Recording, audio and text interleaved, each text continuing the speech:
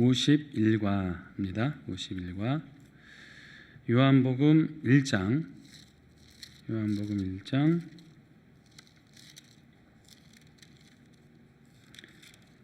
1절에서 14절까지 보겠습니다.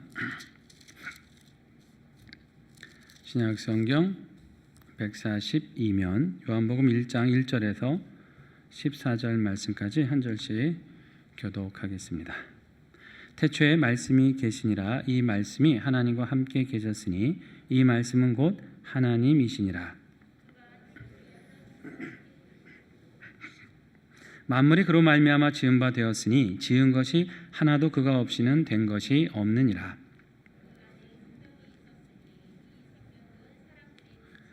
빛이 어둠에 비치되 어둠이 깨닫지 못하더라.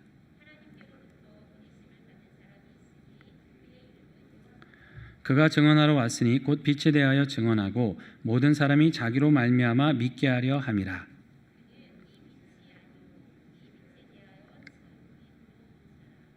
참빛 곧 세상에 와서 각 사람에게 비추는 빛이 있었나니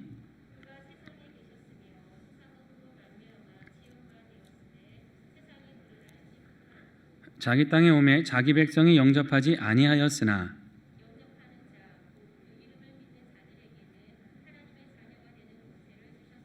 이는 혈통으로나 육정으로나 사람의 뜻으로 나지 아니하고 오직 하나님께로부터 난 자들이니라. 말씀이 육신이 되어 우리 가운데 거하심에 우리가 그의 영광을 보니 아버지의 독생자의 영광이요 은혜와 진리가 충만하더라. 아멘. 제목 같이 한번 읽어볼까요? 말씀이 육신이 되어 우리 가운데 거하심에 그랬습니다. 워낙 유명하고 잘 아시는 그 말씀이죠. 요한복음은 다른 복음서하고는 좀 독특해요. 다른 면이 있죠. 어떻게 다른지 딱 벌써 1절부터 느껴지지 않습니까? 마태나 누가나 마가 이 복음서는 예수님이 이렇게 탄생하시는 장면, 또 그 탄생을 알리는 요때로부터 시작을 해요. 그래서 예수님의 어떤 출생이 있었고, 어린 시절이 있었고, 세례받고 활동하던 시점을 가지고 이제 성경을 시작을 하죠. 근데 요한은 예수님의 시점을 어디서부터 잡아요? 태초로부터 잡고 있잖아요. 거기 있잖아요. 태초에 뭐가 계셨다고요? 말씀, 로고스인데 헬라어로. 이 말씀이 누구시에요? 하나님. 그러니까 예수님이 곧 말씀이라는 거예요. 근데 그 말씀, 로고스, 말씀이 뭐가 되셨다는 거예요? 육신을 입었다. 이게 이제 성육신 사건. 그게 이제 요한은 거기서부터 출발을 하는 거예요. 그러니까 다른 복음서하고는 관점이 좀 다르죠. 그래서 세계는 왜 공간복음, 관점이 같다 그래서 공간복음이라고 하고 요한복음은 따로 세 복음서하고는 다르게 이렇게 다뤄지는 이유가 바로 거기에 있는 것이죠. 자, 2절에 보면 예수님의 기원은 태초입니다. 자, 이 말은 뭐예요? 예수님은 창조되거나 피조된 시점이 있다는 거예요? 아니면 하나님처럼 원래부터 계셨다는 거예요? 하나님처럼 원래부터 계셨다는 겁니다. 자, 이게 이제 왜 중요하냐? 항상 제가 이제 그 얘기를 가끔 하잖아요. 예수님의, 그러니까 하나님에 대해서는 아무도 이견이 없어요. 하나님은 절대자시고 모든 걸 주권하신다. 근데 예수님에 대해서는 의견이 분분해요. 초대교회 때부터 그랬어요. 가장 대표 중에 뭐예요? 하나님의 아들로서 이 땅에 오셨다. 이거 하나. 이게 우리가 지금 믿고 있는 이거 하나. 근데 그것만 있었던 게 아니죠. 분명히 예수님은 2000년 전에 나사렛 목수의 집에서 출생해서 활동하다가 죽으신 분이거든. 역사 속에 분명히 있던 분이기 때문에 아니다. 어떻게 거룩한 하나님이 인간의 모습으로 오느냐? 그는 그냥 인간이다.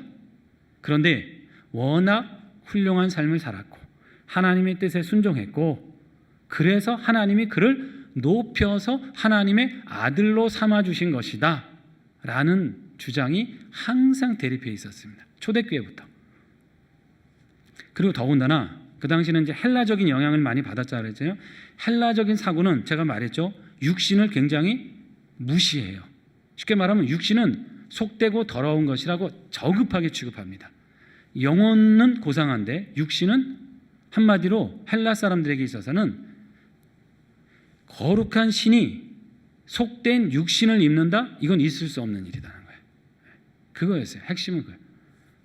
이건 믿을 수 없는 일, 일어날 수 있는 일이 아니니까 자기들 이성으로 생각할 때 절대 그런 일은 일어나서는 안 되는 일. 그래서 이제 생겨난 이단 중에 하나가 뭐냐면 이제 영지주의가 그런 거예요. 영지주의는 예수님을 하나님으로 인정 안 해요. 그냥 인간이야. 근데 훌륭해. 그냥 인간적으로는 훌륭해. 하지만 하나님은 아니에요. 하나님을 아는 건 그래서 예수님을 통해서 아는 게 아니고 뭐가 있어야 되는 거예요? 영적 지식. 내가 직통 계시로 하나님과 직접 영적 계시를 받아서 아는 거다. 그게 영지주의예요. 영지주의가. 그래서 영지주의가 된 건데, 자, 이 이단은요 초대교회부터 있었고 지금도 모든 이단의 뿌리는 바로 그거예요. 예수님을 하나님으로 인정 안 하는 거. 그 자리에 누가 들어간다 그랬어요? 제가 이단들의 근거가 뭐예요? 예수님을 끌어내리고 그 자리에 누가 들어가? 지가 들어가요. 교주가. 문선명이가 들어가 있고 박대선이가 들어가 있고 이만희가 들어가 있고 교주가 예수님 자리를 차지하는 거예요. 예수님을 별것 아닌 분으로 끌어내린 다음에. 이게 모든 이단의 하는 짓이에요. 근데 그 근거는 뭐다? 예수님을 하나님의 아들로 인정하지 않는 것. 네, 그게 근거. 그러니까 태초로부터 계신 하나님이다 이렇게 인정하지 않는 마음이 있기 때문에 그 이단들이 가능하다. 그러니까 이제 예수님에 대한 믿음이 분명하면 엉뚱한 소리에 휩쓸 수가 없죠. 사실은 분명한데 어디 인간이 그 자리를 차지하고 있어요. 말이 됩니까? 그 어떤 존재도 예수님의 자리를 찬탈해서는 그건 절대 뭐 듣지도 말고 생각도 하지 말아야 되는 거잖아요. 자, 그 얘기를 하는 겁니다. 그래서 이거 이제 요한복음이 이렇게 그걸 얘기하는 이유가 뭐겠어요? 이 당시 그만큼 영지주의가 많이 교회에 있었기 때문에 이 복음서를 쓸 때 그걸 염두한 거예요. 아니야, 너희들 예수님 그렇게 생각하면 안 돼. 그분은 태초로부터 계신 분이야. 빛으로 이 땅에 오신 분이야. 그분을 영접해야 돼. 받아들여야 돼. 말씀으로 우리를 구원하기 오신 분이야. 육신이 되신 거야. 말씀이. 쉽게 말하면 헬라 사람들은 로고스라는 걸 너무나 잘 알고 있었기 때문에 그 신적 존재가 바로 육신을 입은 거야. 오해하지 마. 잘 믿어야 돼. 지금 이 얘기를 요한이 하고 있다. 그게 배경입니다. 지금 배경 얘기하느라고 이제 그랬는데, 자, 오른쪽에 1번 같이 한번 읽어봅니다.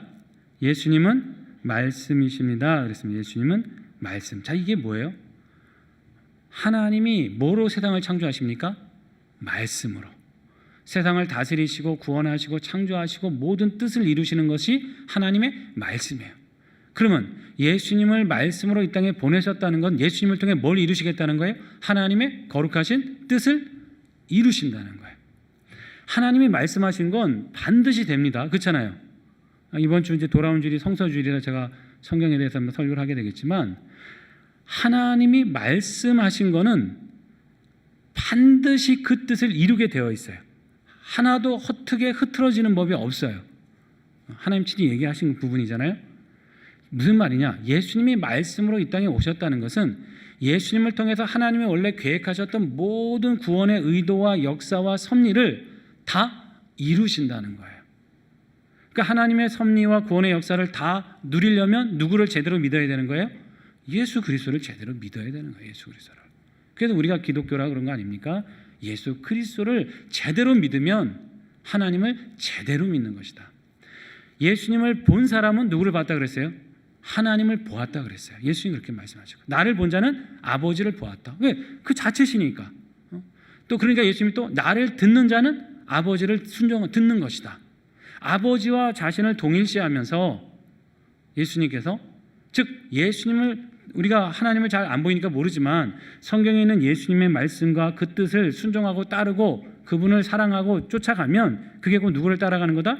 하나님을 따라가는 거다. 그게 하나님을 믿는 거다. 그걸 동일시 하셨단 말이에요. 같은 사건으로 하셨단 말이에요. 왜? 예수님은 하나님의 모든 뜻을 이루시는 말씀으로 이 땅에 오셨기 때문이다. 여러분, 그러니까 이게 얼마나 목놓아 이렇게 얘기해도 잘 모르실 때도 있지만 이게 축복인 거예요. 그래서 여러분, 어떤 신이 인생을 위해서 내려옵니까? 인생의 모습으로. 그런 건 없거든요. 제가 대학 때 종교학을 공부했습니다만 어떤 종교를 봐도 신이 인간을 구원하기 위해서 인간의 자리로 내려오지를 않아요. 인간이 도달해야 돼. 거기까지. 복종하고 계율을 지키고 뭐 고행을 하든 무슨 뭘 하든 간에 자기의 모든 것을 절제하면서 신이 원하시는 어떤 경지로 나아가야 겨우 신을 만날까 말까 해요. 모든 종교가 그래요. 뭐 불교에서 해탈을 한다고 그러지만 해탈이 여러분 쉽습니까? 내 마음에 있는 욕심을 다 비워내는 게 쉬워요? 그게 쉽게 말하면 바닥에 이렇게 먼지들이 날아다니다가 먼지를 이제 가라앉히는 거죠. 조심조심 내 욕심의 그 먼지들을 가라앉혀. 창문 살짝 열면 어떻게 됩니까? 다시 푸르 올라온단 말이에요. 내 안에 욕심을 막 버려가면서 어떤 경지에 이른다? 이게 아무나 할 수 있겠어요? 이게 안 되는 거거든요. 안 되는 거. 근데 많은 종교가 그렇게 해서 어떤 구도를 하고 신을 찾고 구원을 얻고자 하는데 그게 안 되지 않습니까? 그래서 하나님이 하신 방법이 뭐예요? 아들을 이 땅에 내려보내신 거예요. 내려보내신 거. 눈높이를 맞춰주신 거. 쉽게 말하면 우리가 안 되니까. 그러니까 이게 은혜고 축복이라는 거예요. 성육신 자체가 놀라운 사건이라는 거예요. 이게 일어날 수 없는 일이 일어났다고 하는 거예요. 그래서 어떻게 보면 더 믿기가 어렵죠. 그만큼. 그게 가능해? 신이 정말 그렇게까지 낮춰서 우리를 사랑하는 거야? 이걸 못 믿는 사람은 못 믿는 거야. 그러나 믿는 자는 놀라운 영생을 얻을 줄 믿습니다. 이걸 분명히 이 믿음을 분명히 갖고 살아가야 된다는 거예요. 있을 수 없는 사건이 우리에게 일어났다. 자, 2번 같이 한번 읽어볼게요. 빛은 증거되어야 합니다. 그랬는데 이 얘기는 그렇죠. 빛이 왔는데 어둠이 깨달아요? 못 깨달아요? 못 깨달아요. 왜? 너무 어두우니까. 그래서 보통 빛이 오면 어둠엔 두 가지 반응을 해요. 하나는 깨닫지 못하고 계속 어둠 속에 있든지 아니면 그 빛이 싫으니까 빛을 대적하고 배척하고 빛을 제거하려고 하든지. 그러니까 결국 바리새인들이나 유대인들이 한 짓이 그거잖아요. 빛이 왔는데 괴로운 거야. 내가 자꾸 내 안에 위선이 드러나고 그 빛에 내 안에 추한 것이 드러나니까 이게 싫은 거야. 고치면 좋겠는데 안 고치니까 빛을 아예 이제 죽이잖아요. 그게 이제 유대인들이 한 짓 아닙니까? 자, 근데 여러분 반드시 기억하세요. 어둠이 아무리 빛을 배척하고 죽이려고 해도요, 어둠은 결코 빛을 이길 수 없습니다. 반드시 빛이 들어가면 어둠은 사라지게 되어 있습니다. 우리가 믿음으로 살다가 세상에서 박해를 받고 힘들고 때로는 참 믿지 않는 사람들에 의해서 온갖 조롱을 당하는 것 같지만 여러분 반드시 누가 승리하는 겁니까? 하나님을 믿는 빛의 자녀들이 승리하게 되어 있습니다. 잠시 잠깐 지는 것 같은 것, 잠시 잠깐 고통당하는 것 같은 것, 이거 너무 염려하거나 두려워할 필요가 없다는 것이에요. 왜냐? 어둠은요 결코 빛을 이기지 못해요. 반드시 주님이 승리하시게 되어 있고 주와 함께 우리가 승리하게 되어 있습니다. 이 믿음에 여러분 굳건히 서시기를 바랍니다.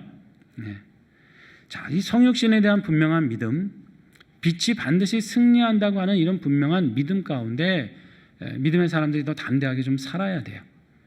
제가 안타깝게 느끼는 건 뭐냐면 우리 교회 다니는 사람들이 세상에서 자꾸 위축이 되는 거예요. 세상이 막 점점 악해져요. 막 신앙을 우습게 알고 조롱해.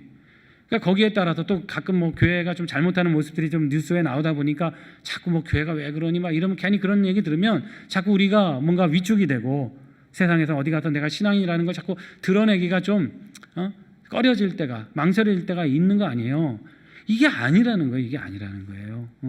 반드시 오히려 그들이 그렇게 하는 이유는 그들이 자신이 없기 때문에 그런 거 아닙니까? 우리가 자신 있는 사람들이 그런 거에 우리가 뭐 주눅들거나 위축될 필요가 없다고 하는 것이죠. 오히려 담대해야죠. 나는 영생이 있는 사람이야. 넌 이거 모르잖아. 어둠은 반드시 빛에 패하게 되어 있다는 것을 알고 우리가 조금은 어디 가서든 믿음에 좀 당당하게 살아가야 되는 거예요. 그래야 우리 자신도 더 힘이 되고, 그래야 도전을 줄 거 아닙니까? 그냥 어디 교회 다녀? 그럼 뭐 어디 저기 어디 뭐 중교당 어디 그냥 다닌다고 뭐 이러고 다닐 거냐고요? 그게 아니라는 거예요. 그런 분들이 있었어요. 이제 대형교회 이런 데 뭐 시끄럽고 막 이런 소리 나면 어디 교회 다녀? 그러면 내가 이 교회 다닌다고 부끄러우니까 그냥 뭐 여튼 있어 다니는데 뭐 다니는 데가 있어. 무슨 교회면 교회고 정확하게 얘기를 해야지. 그 일부의 어떤 잘못된 모습 때문에 우리의 신앙 자체가 세상에 위축될 필요가 없다. 우리 믿음의 사람은 좀 담대하게 살아야 된다. 그걸 여러분 분명히 우리가 기억해야 되는 거예요. 넘겨봅니다. 성찰하기 뭐 어떤 미술관의 얘기인데 아마 이제 누가 이렇게 보면서 뭐 무릎 꿇고 이렇게 그림을 봤나 봐요. 그랬더니 왜 이렇게 하냐 그랬더니 이제 초등학교 1학년 교사니까 애들 눈높이에서 혹시 그림이 애들이 어떻게 보게 될까 그거를 미리 알기 위해서 찾아왔고 그래서 설명을 잘해주기 위해서 내가 먼저 와서 그렇게 해본 거다라는 이제 훌륭한 선생님이죠. 사실 이게 그림이라는 게 그렇잖아요. 이렇게 위에서 보는 거하고 어린아이 이렇게 눈높이에서 보는 거하고는 분명히 구도나 이런 게 다를 거 아닙니까? 느껴지는 감상도 다를 텐데 그걸 아마 이해하기 위해서 선생님이 먼저 이렇게 하신 것 같아요. 훌륭한 선생님인데 제가 한번 설교 때 그 얘기를 한번 했었던 것 같아요. 키에르케고라고 하는 철학자가 이제 예수님이 이 땅에 육신을 입고 오신 것을 이제 설명을 어떻게 했냐면 왕자가 시골 나들이를 하다가 한 처녀를 만난 것으로 이제 자기가 비유를 한 거예요. 기억나세요, 여러분? 제가 설교 때 했는데 기억 안 나세요? 다행입니다. 차라리 그러면 안 나시면 다행인데 그래가지고 그때 왕자가 선택할 수 있는 세 가지. 자, 그 처녀가 마음에 들어서 결혼을 해야겠는데 자, 신분이 완전히 다르잖아요. 지금 왕자는 자기의 신분을 아직 드러내지 않았는데 갑자기 와서 왕자가 결혼하자 그러면 그 처녀가 깜짝 놀라가지고 무슨 소리냐 하겠죠. 믿을 수가 있습니까? 그 사랑을? 나를 놀리나 이러겠지.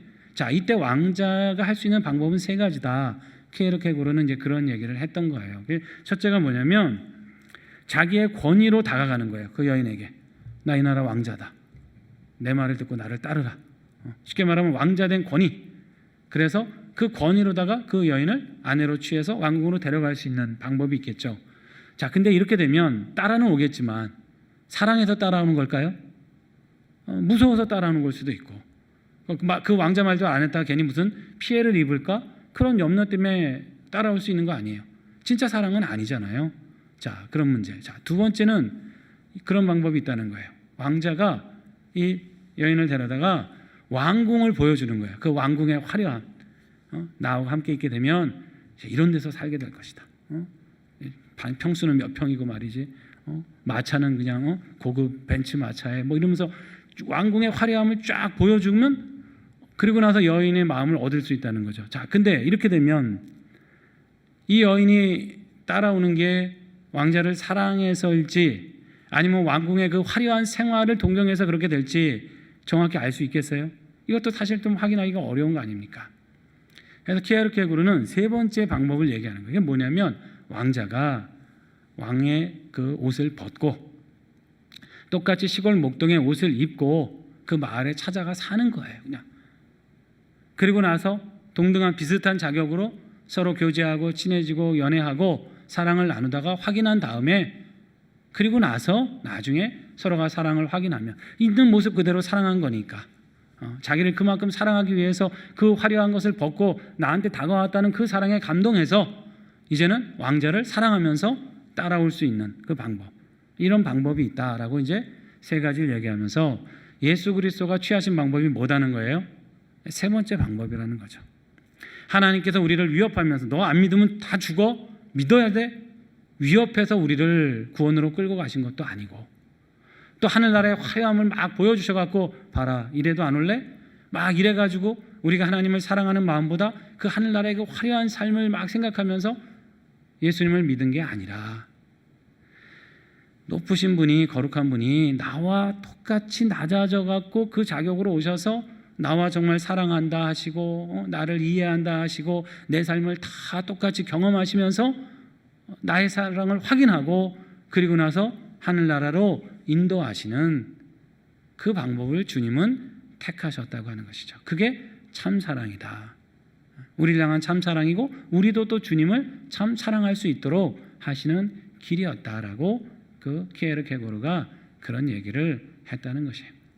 맞죠? 말씀이 육신이 됐다는 건 바로 그런 사건이다.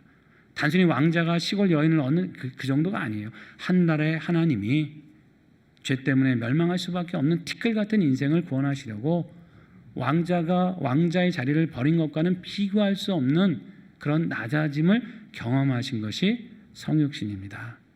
주님이 우리 성탄절은 바로 그런 날이에요. 어떻게 보면 너무나 기쁘지만 한편으로는 너무나 애통하며 눈물 날 날이죠. 주님이 나 때문에 저렇게 하셨다는 사실이 어떻게 보면 한편으로는 굉장히 애절한 그런 마음으로 맞이하는 시간이 바로 성탄절이라는 것입니다. 그런 어떤 성육신에 대한 은혜를 같이 한번 나누는 시간이 되면 좋겠고요. 같이 기도하고 마치겠습니다. 우리에게 생명의 빛을 주신 하나님, 우리 눈이 어두워 하나님을 알지 못하고 지혜롭지 못하여 하나님의 뜻을 깨닫지 못했습니다. 그러나 오직 주님을 사랑하는 마음으로 예수님만 바라보기 원합니다. 그때 우리에게 하나님을 보여주시고 알게 하여 주소서. 날마다 주님을 더욱 알아가게 하여 주소서. 예수님의 이름으로 기도드립니다. 아멘. 예, 수고하셨고요. 우리 다음 주 종강하면 맞겠죠? 시간이? 다음 주가 15일이고 17일 주간까지 해서 그 다음에 또 이제 성탄절 주간으로 넘어가니까 우리가 연합예배로는 좀 모이기 어려울 것 같고요. 또 다음 주 이렇게 이 시간 해서 마지막으로 해서 그렇게 종강해 주시면 될 것 같습니다. 예, 수고하셨습니다.